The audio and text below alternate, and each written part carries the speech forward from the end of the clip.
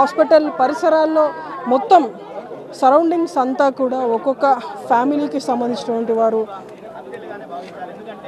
ఇక్కడ హాస్పిటల్ సరౌండింగ్స్కి వచ్చి హాస్పిటల్ సరౌండింగ్స్లో మొత్తం వారికి సంబంధించినటువంటి మృతదేహాల కోసం వేచి చూస్తున్నటువంటి దృశ్యాలన్నీ కూడా ఇక్కడ మనం చూస్తున్నాము.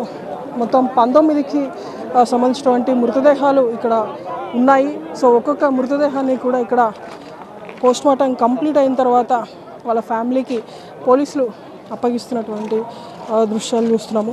సో ఇప్పటి వరకు ఒక 4 డెడ్ బాడీస్ని అయితే పోలీసులు అప్పగించారు. సో రిమైనింగ్ వాటికి ఇంకా పోస్ట్మార్టం ప్రక్రియ ఇంకా కొనసాగుతుంది. సో రిమైనింగ్ ఫ్యామిలీస్తో కూడా ఒకసారి మాట్లాడే ప్రయత్నం చేద్దాము.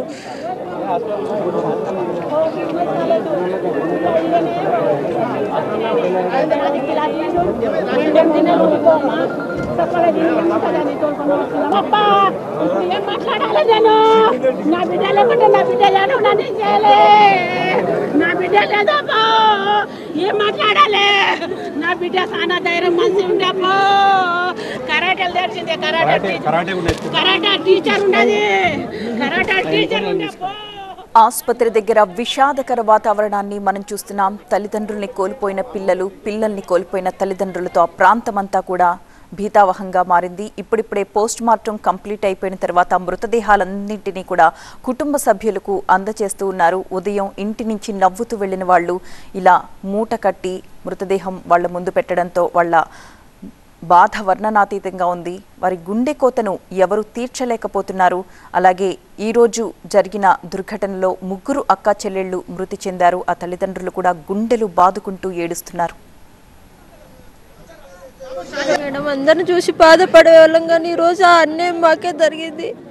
నాకు ఒకటే పాప, ఈ 2 ఇయర్స్ చదువుకుంటా మమ్మీ చదివించండి అంటే 3 months అయింది గచ్చిబౌల్లో IIRN కాలేజ్లో. మాకు వాళ్ళకు ఫాదర్ లేడు, నాకు హస్బెండ్ లేడు, కానీ మేము అక్క చెల్లెళ్ళకు ఒకటే పాప. మేము కష్టపడి 2 years చదివిస్తే ఆ పాప ఆ కాళ్ళ మీద నిలబడి తను బతుకుతుందని కష్టపడి చదివించాం మేడం. ఈరోజు నా దగ్గర ఉండే నేనే పంపించిన. ఈరోజు నా కూతుర్ని కోల్పోయిన. రోడ్లు బాగలేవు, డ్రంక్ అయిన డ్రైవింగ్ చేస్తారు, ఎప్పుడు డ్రింకే ఉంటుంది. ఏ కారు కొద్ది గుద్దుతుందో బయటికి వెళ్ళాలంటేనే భయం. కానీ ఈరోజు నా పాపనే కోల్పోయినా. ఆ పరిస్థితి నాకు వస్తుందని నేను ఎప్పుడు అనుకోలేను.